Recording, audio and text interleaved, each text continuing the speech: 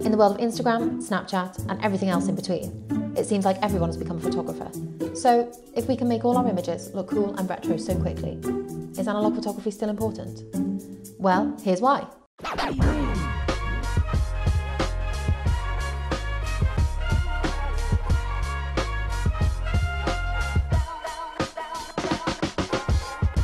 Hey, I'm Andy. I'm studying HNC Photography at the City of Liverpool College, and I'm here to talk to you about why analogue photography is still important. The beauty of street photography is you can capture people as they are without the awkward pose, without the cheesy smiles and stuff as well. So I love being able to go off the beaten track as well. You find like really nice little hidden gems as well. A lot of urban stuff around as well, so you can kind of make it quite shabby, especially with the analogue film as well. You can actually get like that really authentic sort of feel to it.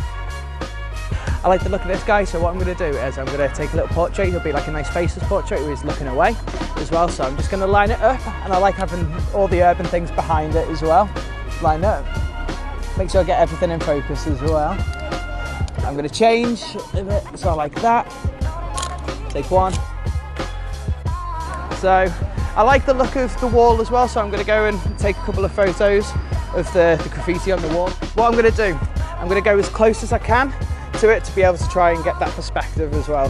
So it's going to look quite 3D effect, get it all lined up.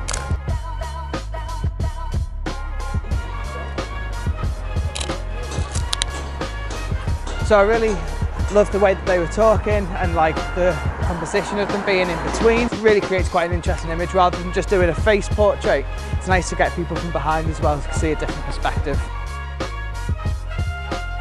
So the important thing about street photography is a lot of the time you might have to get the permission off them, because obviously if someone comes along with a camera and just takes a photo of you, you'll be a bit like, whoa! So it's important to build up relationships as well, and I find with that you end up getting a much better photo because you get to see the personality after speaking to them as well. So I've just spotted this little trash can as well. It might not look like much, but I love the fact that it's shabby. It's really against the graffiti there as well, so I'm just going to take a nice little photo.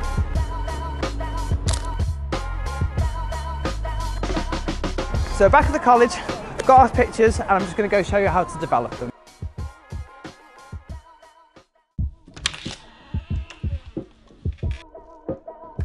Okay, so we've got to get the footage from in my camera, and we're going to get it onto the reel and then into the development tank, and then we're going to go and develop it as well. So we've got our two reels here, we've got our column, we've got a funnel, we've got a development tank, and we've got the lid. So, and for demonstration purposes, I'm going to show you to do it in the light, but it has to be done pitch black, otherwise the film will get exposed. So I'm going to take my expired film, I'm going to reel it on, and in the dark you can imagine it's a little bit harder to do.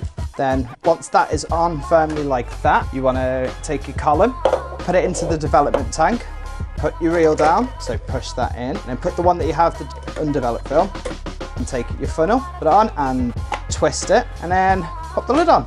That's all done. And we're going to go into the developing room and go and start developing it. So we're now in the development room, coming straight from the loading bay, so I'm just going to show you what we're doing here. So what I've done is I've got 150 mils of water, and I'm going to add the developer to that as well. We want to leave this for 13 minutes. Every minute you want to 10-second agitate, like so. And so we're going to be doing this for 13 minutes. Now it's time for the fix. So what the fix does is it literally just fixes any little problems that you might have with the negative. So then you take it all out. So what you want to do is keep it on the reel and just put it into the final wash. So after that's been in for 20 minutes, now is the time to see whether there's actually anything on it at all. So I'm just squeezing it just to get all the excess water off. And as you can see, they actually worked. Now the next step is to go and print these.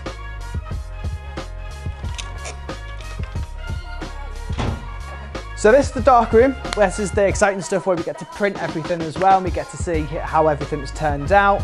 But before that, I'm just going to go switch the lights off so we get the red light as well.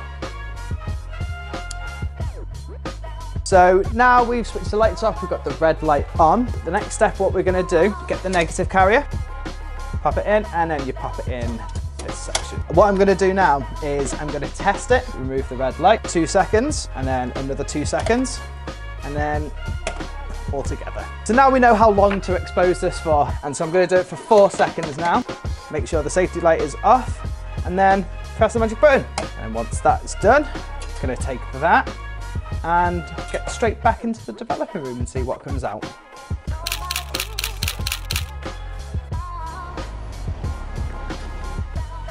So that's it. We've gone out, we've shot, we've gone to the darkroom and then developed, and then we've done some printing as well, and it's all worked out beautifully.